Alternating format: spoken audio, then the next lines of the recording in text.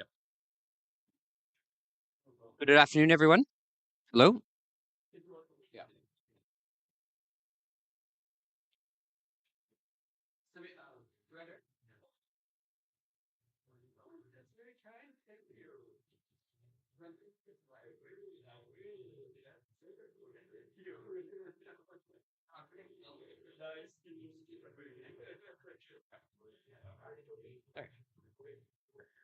Good afternoon, everyone. We're going to get going right away. So I'd ask that people take their seats.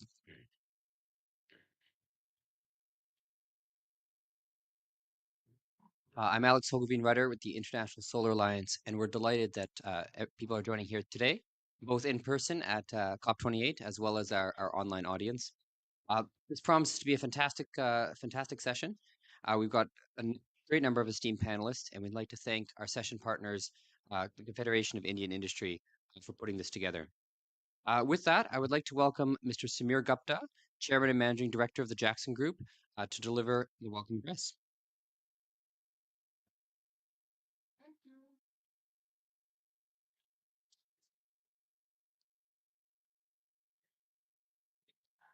Good afternoon, everyone. Mr. Prabodh Saxena, Chief Secretary, Himachal Pradesh, Mr. Lalit Bora, Joint Secretary, MNRE, who has joined us virtually today, Mr. Grees Tanti, Vice Chairman, Suzlon Group. Vineet has not come, he was supposed to join us, Dr. Hitesh Doshi, CMD Wadi Group, Mr. William Brent, Chief Marketing Officer, Husk Power Systems, Mr. Parag Sharma, CEO, O2 Power, distinguished guests, and members of media. A very warm welcome to all of you for this event today. We all know that self development goals were adopted by the UN member states in 2015 with the objective to end poverty, reduce inequality, and build more peaceful as well as prosperous societies by 2030. SDG7 focuses on access to affordable, reliable, sustainable, and modern energy for all. This goal holds additional importance due to the cascading effect it has on meeting other critical objectives like education, food security, health, gender equality, and job creation. DRE, that is Decentralized Renewable Energy, can help this world achieve these goals. If you think about it, from times immemorial, the concept of decentralized power always existed, be it fireplace, wood stove, or a candle. Thanks to revolution in renewables, we have this opportunity once again to move our dependency from large power plants and be closer to the source of generation. Economics has always played a vital role in making choices. The world moved away from distributed energy to centralized energy for reasons of cost economics. The increasing affordability is one of the key reasons of this quiet revolution of shift towards DRE. With the advent of technology, the concept of DRE is gaining popularity with every passing day. Today, solar panels on rooftop, microgrid, mini grid, and rechargeable battery options are getting increasingly acceptable as they show huge promise in securing sustainable and equitable energy access. DRE has the potential to decrease our dependence on fossil fuels and reduce greenhouse gas emissions. These systems generate power near the point of usage, thus reducing energy loss in transmission and reducing dependence on centralized grid systems. According to International Energy Agency estimates, by year 2030, over 71% of the electricity connections will be via off-grid or mini-grid solutions. The beauty of DRE also lies in the fact that it can bring electricity to remote areas. DRE systems can be crucial for rural electrification and providing energy to places where there is no access to grid. DRE can be used for various applications like electricity generations, heating, cooling, water pumping, and agricultural processing. In the face of climate change, embracing DRE systems play an important role in achieving objectives of sustainable development goals. Not only does DRE contribute to cleaner and efficient energy usage, it also helps in building resilience against power outages and grid availability. There have been multiple cases on how off grid renewable power has empowered citizens.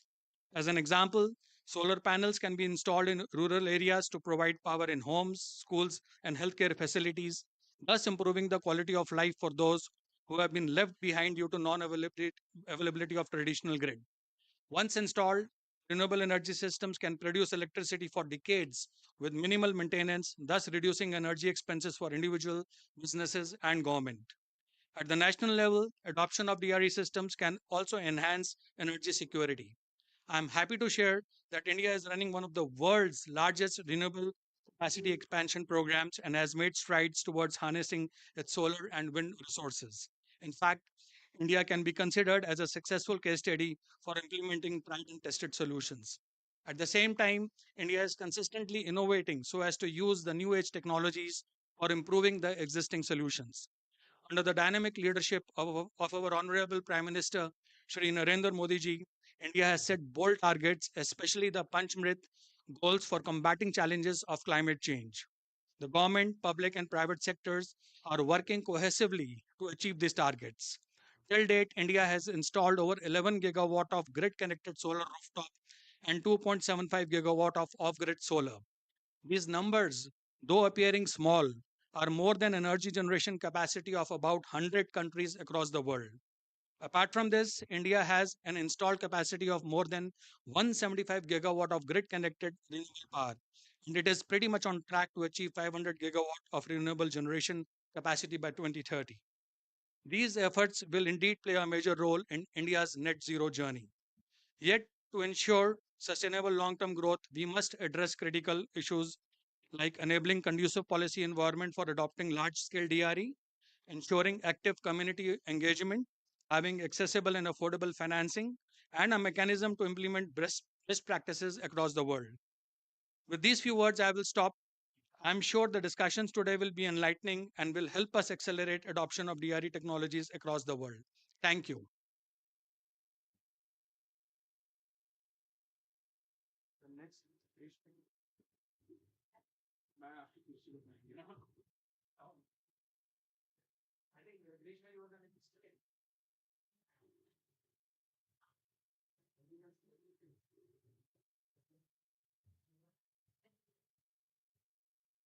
Yeah, good evening, colleagues. I think the focus on DRE in terms of the goal setting has been given pretty well. So I'll just summarize some of the key points here. I think the access to reliable and affordable electricity still remains one of the critical concerns for all of us. And to achieve the universal access by 2030, urgent actions are required. It's important to develop resilient infrastructure to deliver clean, affordable, and reliable power while catalyzing rural job creation, development of economies, and avoid rampant migration to cities in search of lack of opportunities at home. I think DRA is a very important role in this regards. It's not just providing electricity and access to all, but is empowering people on ground at grassroots level. India has embarked on this ambitious journey to achieve 50% of non-fossil fuel of energy mix by 2030, and DRE is going to play a vital role in enabling creation of rural jobs, livelihood, and grassroots sustainable development that will deliver multitude of benefits in inclusive growth of our nation. The battle against energy poverty is real, and decentralized renewable energy isn't just a solution, it is a great game changer and a powerhouse for driving change at grassroots level. I think the PPP model for DRE is the path for upgrading the electricity network, better service, green jobs, and more efficient electrified India. If you look at some of the key elements that we should look at in considering a robust DRE growth from here on, I think we need to set up very bold targets in terms of where we want to go and have a clear action plan to get it to a realization. Establishing more stronger policy and implementation frameworks to get things done on ground. And I think incentivizing some of the tech developments, because these are some of the tougher projects which needs support and guidance and capacity building on ground, which is required. And I think there is a need for democratizing the whole DRE market model. We need to, just as we've done on the the large scale renewable energy growth in the country, we need to create a similar market forces and provide the necessary financial support for unlocking the DRE potential on ground. I think with this we will see very strong grassroots development, and I look forward to the dialogues today. Thank you, everyone.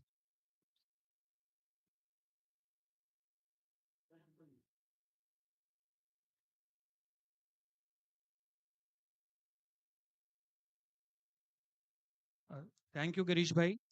Can I request Shri Prabodh Saxena, Chief Secretary, Himachal Pradesh, to address us, please? Thank you. Well, thank you everybody for inviting me to this session. And as a state government, the perspective is obviously different. So, for the context setting, let me tell you something about the state as far as the energy scenario is concerned. Himachal Pradesh became a full-fledged state in 1971, and at that point of time, it was an area of neglect and underdevelopment. And another 17 years, 1988, it proclaimed that every village in the state is electrified within 17 years. The laborers actually had to carry heavy electric poles on their shoulders to many of these locations, which got linked with road many decades later. Some of them may still be unroad, may not be having roads, but the electricity reached there in 1988. I remember in 1991 when I was in Missouri, and we went to a village in Uttarakhand for a night out, and we were all using the candles. And when we went out and we saw lights all around, so I asked the local person, which is this place? So he said, this is Himachal. So that is how the Himachal started its journey of electricity. That within 17 years, every village was electrified. And then another very important model happened. Huge water flowing, and hydro was the preferred candidate. But where was the money for that? Who would harness 23,000 megawatt of hydropower? So far, we have done about 11,000, which itself is a good number. About 3,000 megawatt is in various stages of construction and in various stages of commissioning. But where do I do find money for this huge amount of power? The state did not have the resource. It came up with an excellent idea. It invited public sectors, it invited uh, private players, it also created its own joint venture and said, come, invest in water, and when you start earning electricity, pay us royalty. So, without much investment, we have not 11,000 megawatt. That's one part of it. But coming to the other part, which is more germane to the panel discussion today, we also, to a large extent, started with the micro hydropowers. And they were takers. And takers were mainly from people of South and other parts of the state. But micro hydro became a buzzword about 10, 15 years back. So this was the situation when the concept of DRE actually came to the state. And let me tell you, there was a lot amount of reluctance because the context in which I have said to you. The electricity was cheap, it was reliable, and so people were not very keen on any other mode. What is another mode? Biomass is not a very viable idea in Himachal. Wind has no presence, very small presence, so it is only solar. And the hydropower, people always thought that solar is a rival. So for first 3 4 years, nothing moved because the solar people, they said no, we are getting lot of incentives in Telangana, in Haryana, and Punjab. They had to give because they were having their own issues of RPOs. So we in Himachal said sorry, we are not prepared to extend the same benefit because the first claim in energy in Himachal is obviously the hydro. So it took many years to resolve it, and now hydro is on a roll. It's on a roll for the reasons which have been enumerated. And we, though have very reliable electricity, but unfortunately, there are still few pockets which I would say are energy poor. A lot of energy poverty, particularly in the border areas, very difficult areas. And over a period of time, through various interventions, mainly solar, we have been trying to do it. But not what we have understood is two things. One, that hydro has become very expensive. The per megawatt cost has gone up tremendously. Also because earlier hydropower was available without much logistic and infrastructure support, just water flowing near the city. But now, if you want to actually go and harness, you have to spend a lot of money on various infrastructure, including roads and other environmental costs. So now, what is happening is that there is a synergy. Now, what we are aiming at, let us produce solar during the week time, daytime, and let us reserve our hydro for the night time, the peak time when the rates are much higher. Because currently Himachal is a power surplus state, but very interesting thing is that we are in electricity during the winter. So what we do banking with other states. We give you power during monsoon, you return us with some premium during winters. So this type of banking now we are trying to create a situation where we don't have to rely on maybe thermal power, but we want to build a basket where our own resources, particularly during winter, are enough to sustain ourselves. So that is the main rationale for solar to establish itself in the state. But we see another great virtue in solar, and which a state government alone can think, that we see that it is an inclusive mechanism of energy generation and distribution. It involves people. So electricity bill, if that gets reduced, it's good. But more important is how can we use DRE for employment generation? How do we do that? How do we make people self sufficient if we go for small solar projects? Rooftop is one, but in the state now, since 2023, when the new government came and the chief minister declared, and everybody thought it's too ambitious, that we will have green state by March 2026. Now, how is that to proceed? We initially declared that six of the national highways, there are many, will now be known as green corridors, and we will establish e-charging stations in the appropriate place so that we encourage e-vehicles. But e-vehicles again, now government of Himachal came up with a scheme which is, I really don't know. Before becoming chief secretary, I was finance secretary, so I thought it's just too ambitious. But Himachal Pradesh has declared that if you want to have a e-vehicle, subsidy as much as 50% of the cost of vehicle is given by the state. And it has come up with another model of e-taxi where the government says you purchase a e-vehicle for a government department, 50% upfront premium we pay you, and then we assure you that we will use your vehicle at a specified rate for 5 years so that it becomes free. The 50% cost is also covered. And what is the catch? The catch is that it goes to an unemployed youth.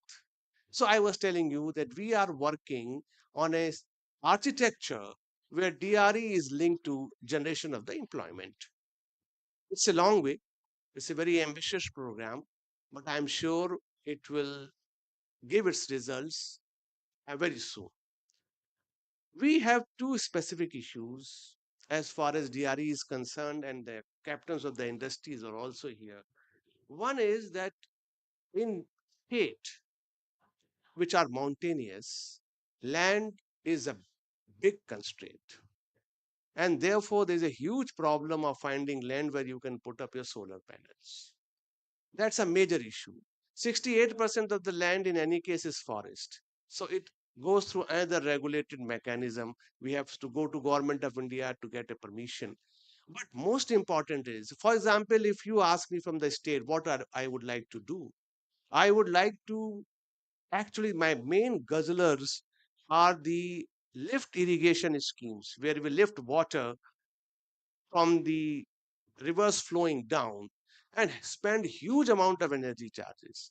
We are struggling that if we can switch to some extent to solar power in these water lifting stations. But again, the main problem is if you want to have a robust solar system, you need to have huge land. I'm sure that you can take note of it, and it requires a very disruptive intervention. That how do we come up with a mechanism where minimum amount of land is involved? The second issue, which again I would like to bring to everybody's notice, is that those who have established these small rooftop systems are those who are establishing these small solar energy plants. There is no mechanism of a value chain. No maintenance is available nearby. So if you have any problem, you have to consult somebody in Chandigarh, somebody in Delhi. It's also a question of economics, but nonetheless, I think that if we are able to create this type of ancillary support to both the individual consumers as well as the small entrepreneurs, it will do well for the solar energy. So this is the perspective of the state, and despite the fact that we are basically a hydro state, we are committed and we will be fulfilling our targets by 2030. Thank you so much. Thank you, Prabodji, for sharing your experiences of Himachal Pradesh. Uh, Needless to say that you have got a very innovative mindset that you are talking about hybrids using water and solar. That's something unique, and you have given a task to the industry of figuring out a solution. We will work around it and see what we can offer for your lift irrigation. Thank you. With this, we will move for special address by Mr. Lalit Bhora, Joint Secretary, who is joining us virtually today. Mr. Lalit Bhora, over to you, please.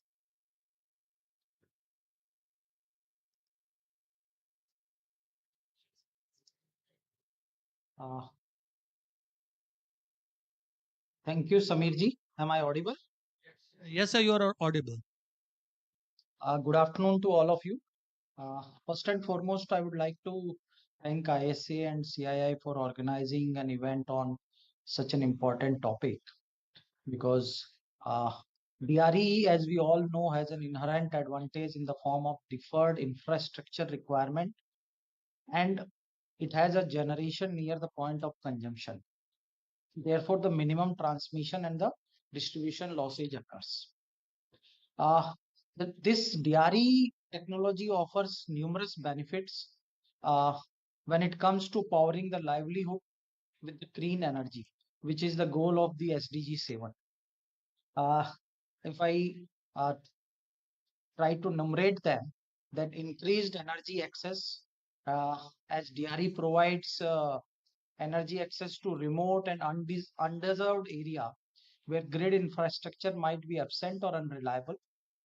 It empowers the community because the communities becomes self-sufficient and improve their livelihood through enhanced productivity, income generation, and job creation, which we have seen when we solarize the first village of India, that is of the world rather, I will say solar village, Modera, by Honorable Prime Minister.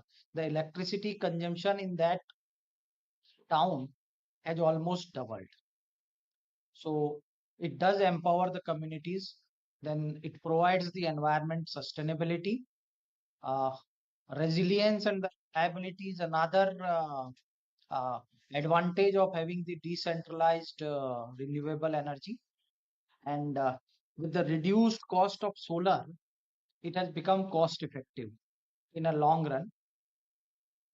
However, to maximize the impact of DRE for SDG7, it is crucial to address challenges such as the initial investment cost, capacity building, and ensuring that the equitable access to technology is provided to each and everyone. And therefore, it is very essential that there is a collaboration between the government, private sector entities, NGOs, and the local community to successfully deploy and sustain DRE project for powering the livelihood with clean energy. India, as we all know, is a vast country and it has a diverse culture, diverse things, and it has its own challenges when it comes to the energy access, distribution, and the environment sustainability. And DRE provides a solution. And if we come to DRE, then DRE has played a very important role in the rural electrifications. India has achieved the uh, uh, energy access to each and every village of the country through the grid. However, there are certain chunk of people who are staying away from the village area as well, and providing electricity to those areas, especially the tribal area, has been a challenge, and where the DRE plays a very important role.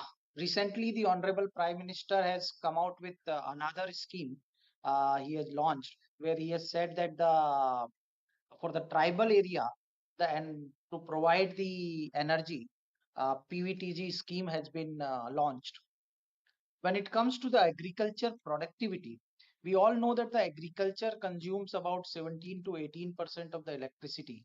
And again, like there are areas where it is difficult to provide the electricity through grid to the farmer.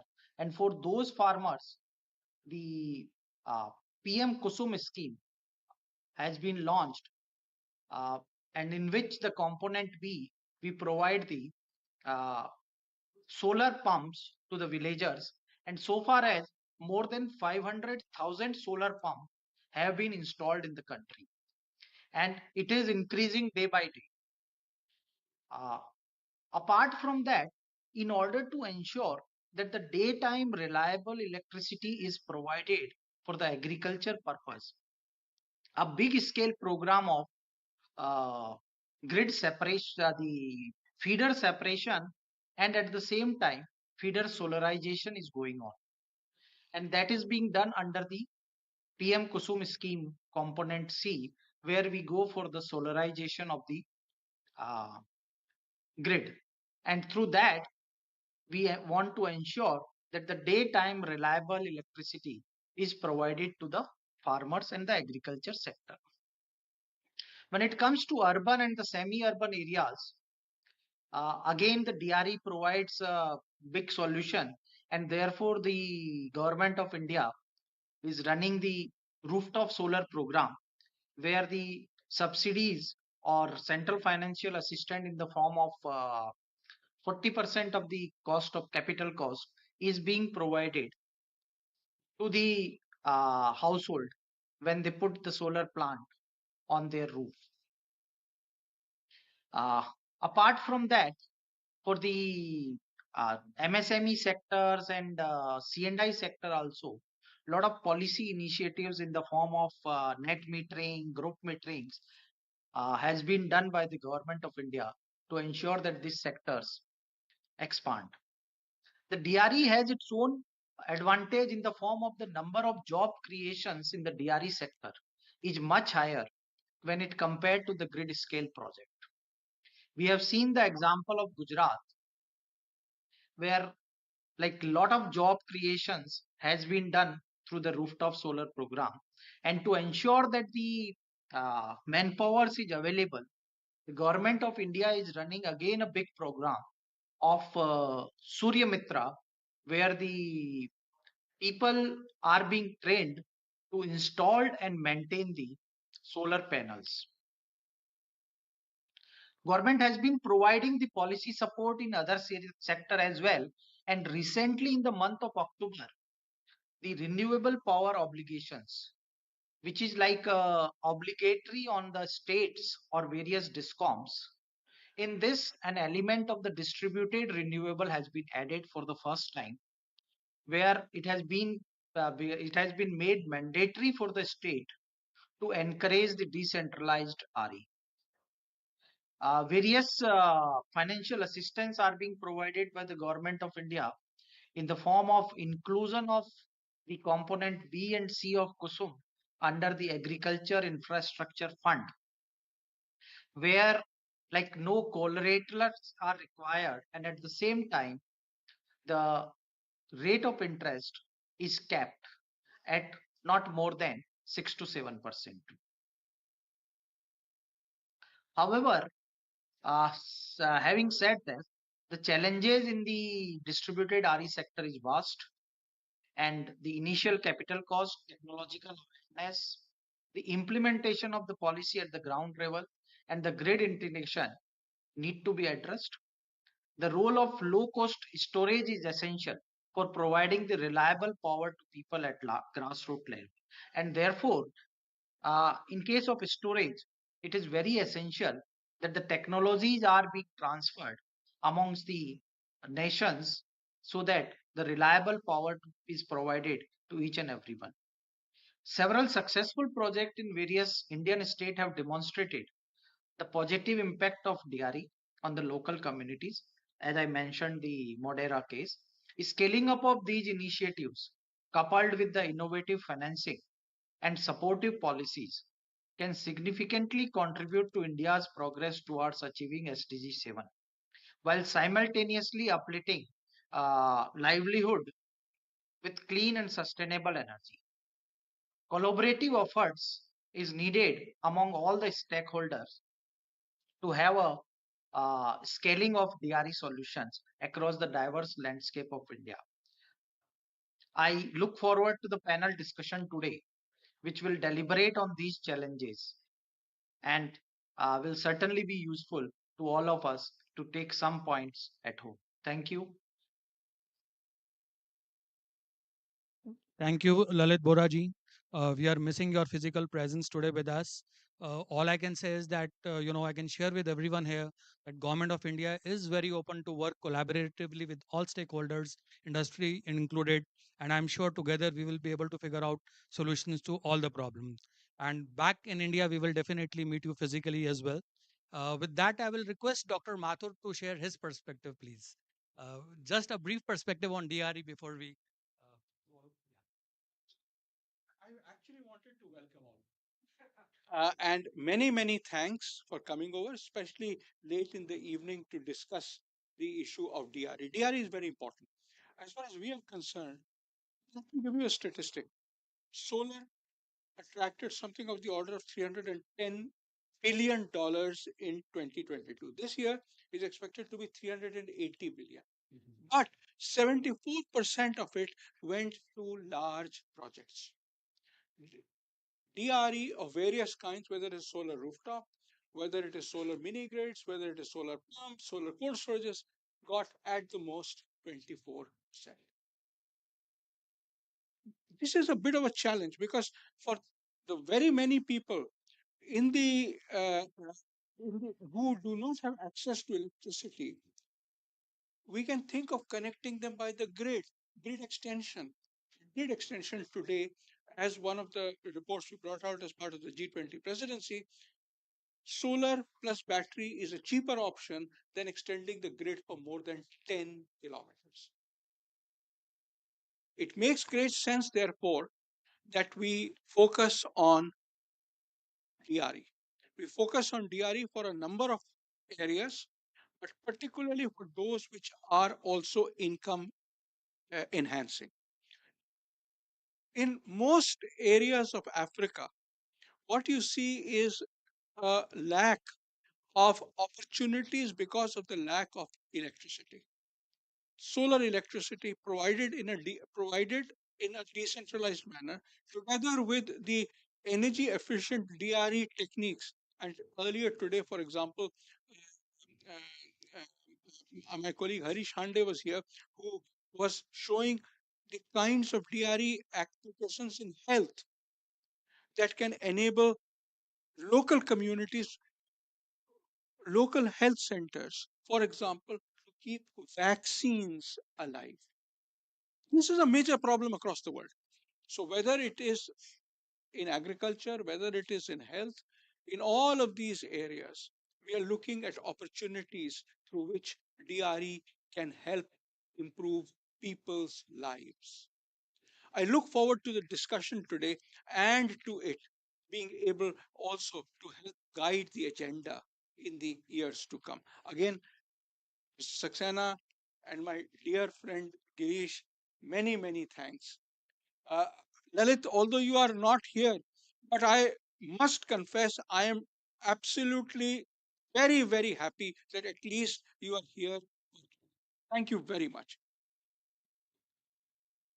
Thank you, Dr. Madhur. I think in 2012, nobody knew that solar and renewables is going to be so cost competitive. And it's glad to hear from you that, even now storage with solar with the 10-kilometer of transmission system is competitive. I'm sure very soon with the innovations we are doing, storage plus either solar or wind will become competitive. Thank you once again. And with this, I was hearing Mr. Saxena, and only earlier in the evening, I was discussing that one of the things that we have seen in Nepal is to raise water, they're using multiple stage solar pumps. So at any one stage, the amount of solar panels that you need to place are limited, but the water can be taken up to much, much greater heights. I'm sure if we look around, we will find all kinds of innovative solutions. thank you once again. And before we proceed with the panel session, we will like to release this booklet, which is Priorities for COP28 uh, in perspective of Indian industry.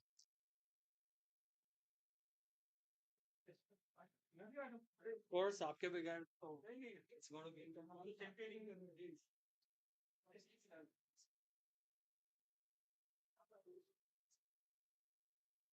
Ritesh bhai, please you are one Surendra एक copy yeah. Yes, के बाद हम आप भी सीमा जी please आ जाइए please join please आप centering कर रहे हैं तो okay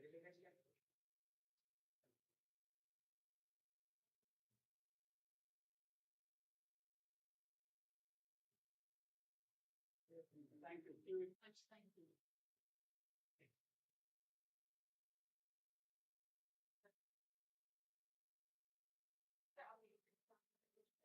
with this we will proceed with the panel session. I would like Dr. Hitesh Doshi to be here, please. I will keep the mic. I'll stand. No worries. No, no worries. There are two mics and it's going to be.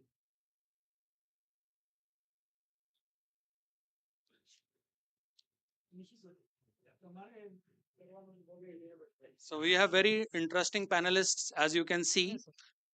So there are one common question I would like to start with for everyone, which is providing an overview of your organization who have been involved in DRE and how has that contributed to achieving the objectives of SDG7. Can I start with Hitesh bhai? Thank you. This is really interesting to worry. Almost 6 years back, we have been facing this problem. Like the sir said, who will give this service, who will install, and all that. So first time we thought, why not to have coffee shops, solar shops across the country. And with that concept today, more than 380 shops to focus particularly decentralized solar and to serve them and to make sure that solar chalta hai. This is what we talk locally. This has been taken care. The next step came up is for particularly in the villages. The challenge was who will finance this, particularly the mills and small dairies and all these things. So then we created a small NBFC to finance them. And today I'm very proud to say that more than 200,000 decentralized solar systems are installed by Wari. So this is the need of the hour, and I think this is a really requirement of our country, at least I will say, and we'll push this as much as possible. Thank you. Thank you, Hitesh bhai. Let's hear Amana as to what she has to say. Oh, sure. Thank you. And thank you to ISA and CII for the opportunity to be here today. I work for NRDC, the Natural Resources Defense Council, and we and our dear partners, NRDC India, have been working on DRE since about 2010 in India. always rural. It was interesting. I was previously on a panel earlier today about cities, and DRE was a big issue in cities too. But I think rural populations are so critical for DRE because they are often the ones that are left behind. They're the most vulnerable. And so I'm so thrilled to talk about our work. We started in 2010, like I mentioned, helping salt pan farmers transition to clean solar powered pumps instead of diesel generated ones. And since there, our work has evolved over time.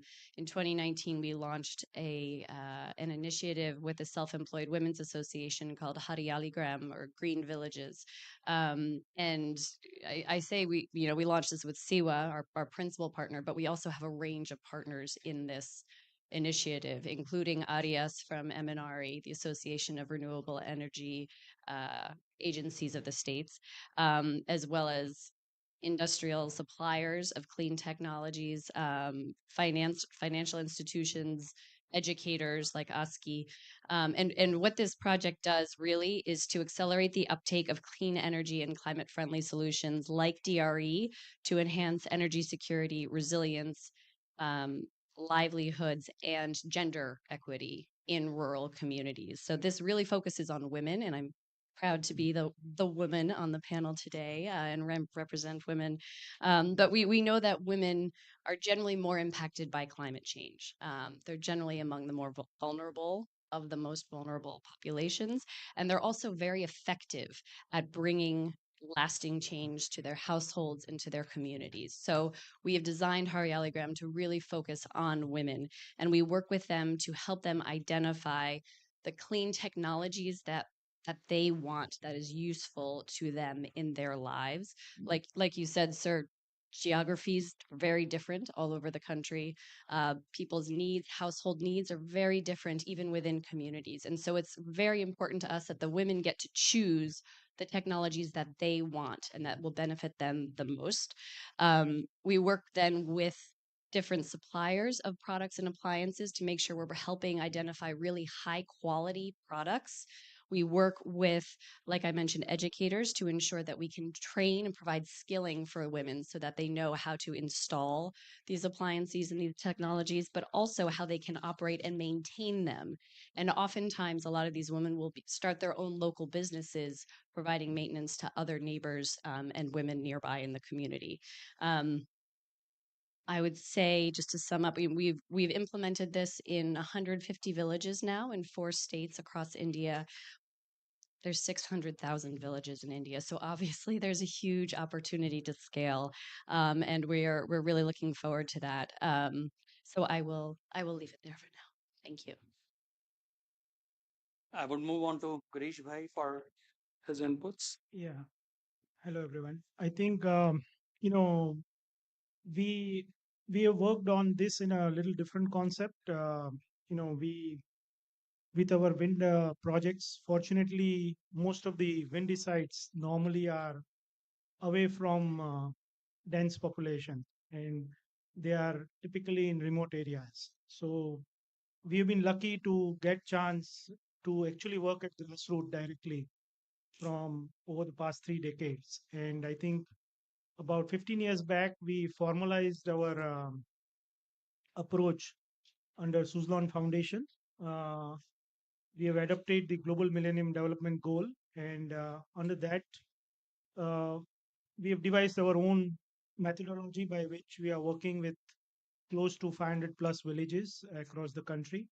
And the approach that we have taken is that we, wherever we go for setting up our wind farms, uh, within, about 25 kilometers surrounding wherever, whatever the villages are there, we work closely with those villages. In We kind of work with them to develop a charter, and we call it the village council that we put in place, with which we work to set up their 5-year goals in terms of what is important for you, what do we need to change, what are the issues. Sometimes it's health, sometimes it's hygiene, sometimes education, electricity, different things come up on that. Uh, And then we kind of work on capacity building, getting the first few projects, building, village people themselves to participate in those projects. Uh, and slowly over a 3-year period, we kind of ensure that we can back off and they take it forward. So we have that engage, empower, sustain kind of methodology with which we engage to get to know the issues and help them. Because I think on grassroots, the major problem what we have found is capacity issue. I think it's just that they need someone to guide them how to do it. Otherwise, the need is so powerful that they will do it anyway on that ground. And rest is we have beautiful programs from government of India on so many things, but making that last mile connect for them to get those benefits, to kind of connect the dots for them and make it happen is something which we found as the most critical.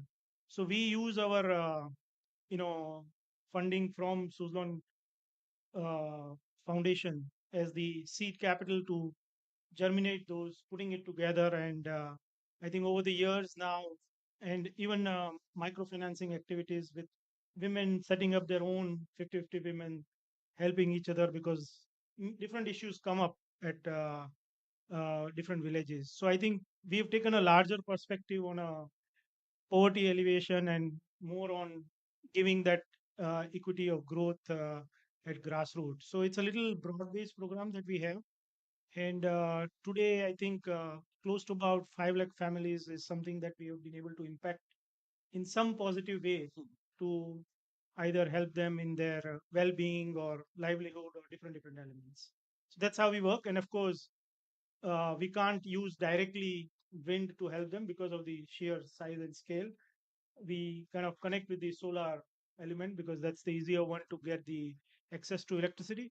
But more importantly, I think just sheer by the opportunity to go in the rural areas to build up this project, we have seen over the years we have created an economic development in that area. So we try to use more of the because I think it's just lack of opportunities on ground, and I think with that the whole germination of economy starts. So I think it's beautiful to see that you have been able to get the chance to do something like that. And so I think it's very rewarding for us to be able to do the wind farms in these very remote locations. Thank you, Girish Bhai. Parag, you would like to share something on what you have done or your organization has done around DRE? Sure, Sameer, and good evening, everyone. So, my name is Parag, and I work with O2 Power, which is a IPP scale renewable company. In this year, we are doing more than 1,000 megawatts. So, having raised $500 million, we can't go down to the level of kilowatts while investing. So, we are not a company who are really into rooftops or agri pumps or the Kusum scheme that JS talked about. But yes, slowly in our portfolio, around 20% of the power is C&I related.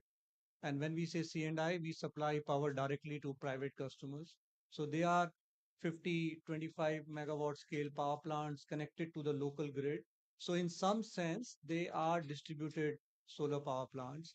And this segment in India is really growing well. And so is this segment in our portfolio. So having said, this sector is really growing well. My understanding, as you rightly said, India might be at 11, 12 gigawatt in rooftop, but this year we are growing by 3 gigawatts.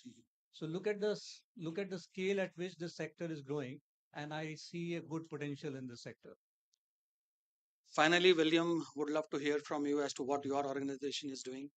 Thanks so much. Yeah, so I'm with Husk Power. We were founded in India 15 years ago by our CEO and co-founder Manoj Sinha, who's somewhere at COP, but not here at the moment. So I'm representing the company. And I think that we've already built 200 mini grids. We're serving rural communities in sub-Saharan Africa and in India. And we just raised $100 million, so not 500 million, but that's the next step to get. So the 100 million will get us from 200 to 1,600 mini grids in the next 5 years. That will impact millions of people. And then our ambition is to actually raise $500 million over the next 24 months to get to 5,000 mini grids, so to double again.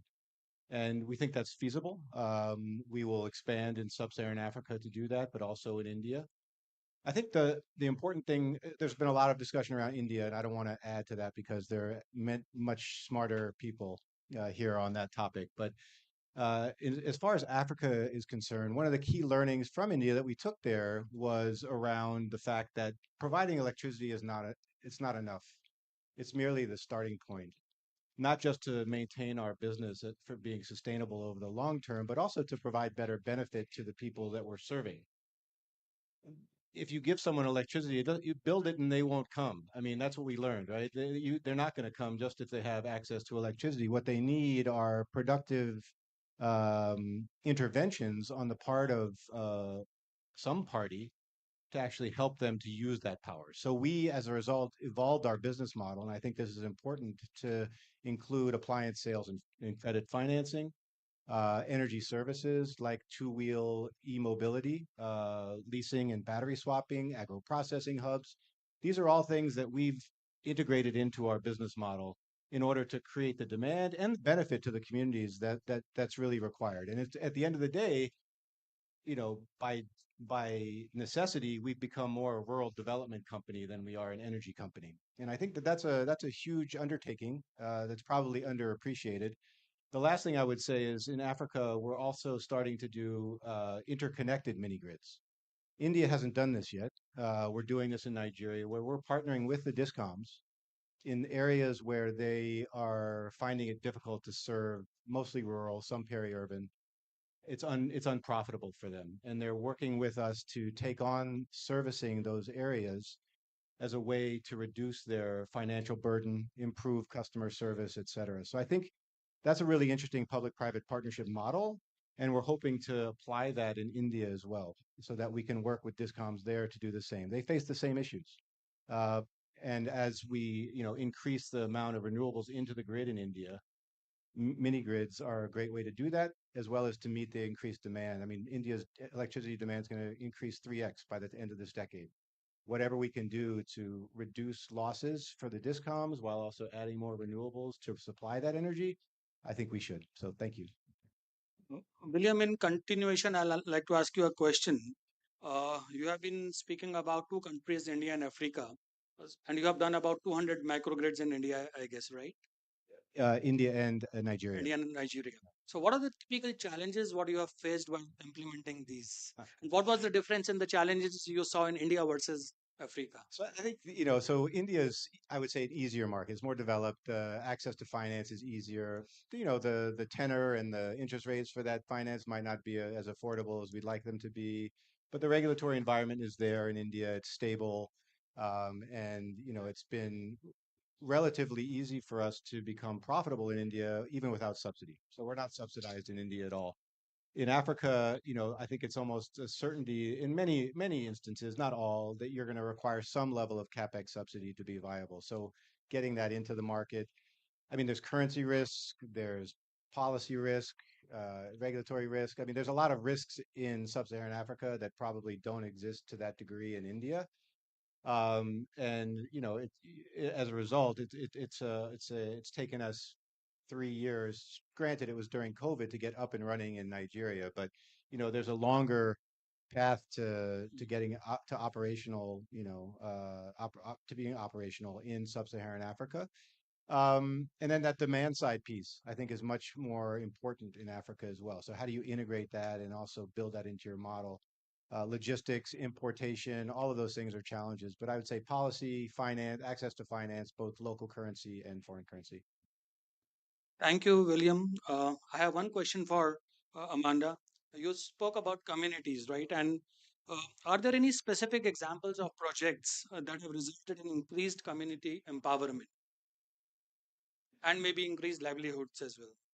Yes, yes. I think, I would say the goal of the whole Haryaligram is that it is to increase livelihoods across the whole community, not just, some of the villages, for example, where we operate, we may have 2 or 3 households out of 50. Some of them we have more. But what we're really aiming for is for those households to not only spread the word among their neighbors, but also to help increase the livelihoods of everyone in the community. And so I think, mean, we started the project in Gujarat and Rajasthan, and so I think the work there is the most developed among the four states. The other two are Maharashtra and Uttar Pradesh. Um, so I think, for example, I can say, for example, I visited a village earlier this year in July. I was very fortunate to, drive out in the countryside for hours and be welcomed by a wonderful community of people.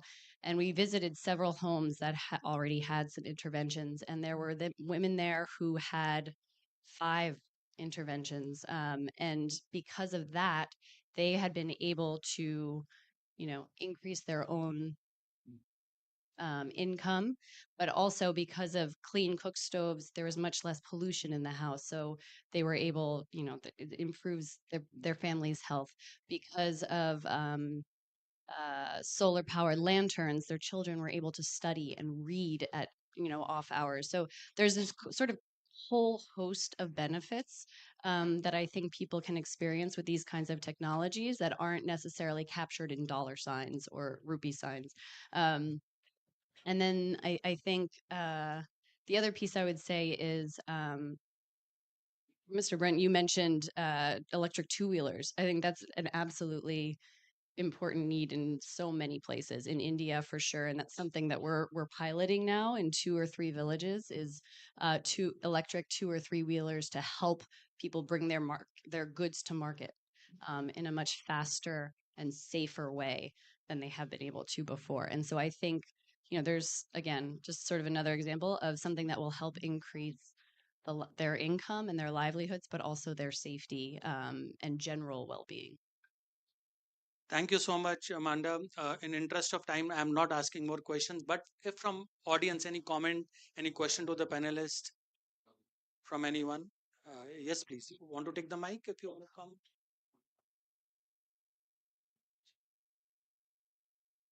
Well, thank you very much for all your words. My name is Pablo. I'm from Paraguay in South America.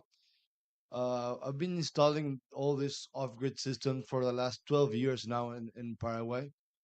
The financial problem, and I will want to ask you to answer the question as well.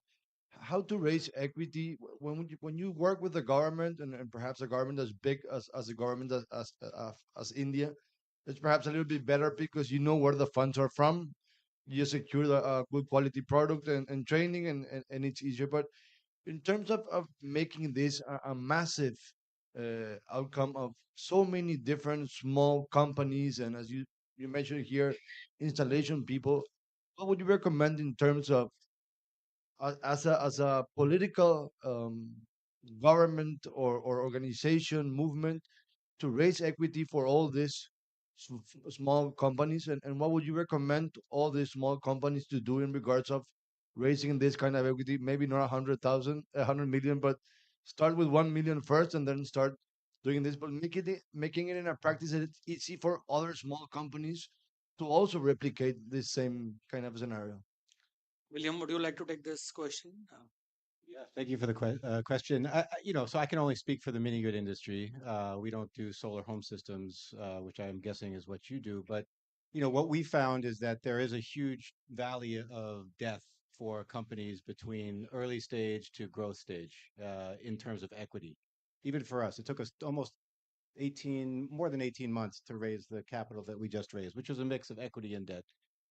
And I guess this is maybe an unpopular view, but I think the community that's responsible for funding the types of companies like yours is the development finance institutions. They've helped us to get to where we are today, but I think over the past couple of decades, their appetite for risk has diminished significantly. That was their original mandate, was to de-risk technologies and solutions for emerging markets that would allow early stage companies, small companies to get to scale.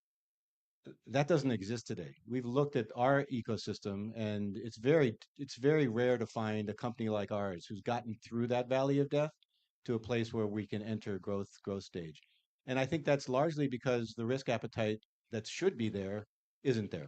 So, I mean, I think as a collective, my advice would be, demand of the DFIs that they actually adhere to the mandate that they were given and actually help to de-risk these solutions so that we can solve the problem. Thank you, William, and thank you, panelists, for a very engaging session. With this, I would request Parag to give the closing remarks, please. That's the most difficult thing to do. But I think in summary, all of us agreed that India is doing very well on distributed solar. We already have 12.8 gigawatt to be precise, the rooftop installations, which is growing at a very good rate, 3 gigawatts. And as a lot of things which was mentioned by JS Solar, uh, the need for distributed solar in India. First being the distribution losses are very less. The second being the land. So if we see today, other than Rajasthan in India, which is a desert area, very difficult to do more than 50 megawatt, 100 megawatt plants in any other state. And as Chief Secretary Himachal mentioned, it's very, in Himachal, this figure might be 10 megawatt or 20 megawatts. So and on top of the land, even if Rajasthan, let's say, have land, what I'm told that between 2026 and 2029, there's no evacuation possible in Rajasthan. There is some HVDC link which is coming up, and so the third problem is why distributed solar is required is evacuation. It's so easy to set up and evacuate 50 megawatt, 100 megawatt plant. Even if you solve the problem of land, the third problem becomes the evacuation. The fourth becomes financing. As per the Bloomberg report, India needs some $220 billion of investment to reach to its goal. While large IPPs try raising money, but then there are limited IPPs, limited institutions. If we keep adding this 3 gigawatt of distributed solar of maybe this is this year number, next year will be much more, then the financing requirement also gets really spread out. So I think all of us agreed that this has a real role in reaching to our targets. But obviously there are challenges. Industry is struggling on minor things. Most of them are regulatory issues. Net metering is a problem. Central government supports it, but then the state government doesn't have a uniform policy guidelines. Then we all know that for the sake of saying, a lot of people say that there is a cheap capital available, whether in form of equity or whether in form of debt, but that is on ground really not available. There's hardly any interest rate difference for PFC, REC between a distributed solar project and a large solar project. So the list of requirements are really long, but this is a sector which really required attention of all of us. Thank you. Thank you, Parag. Yeah.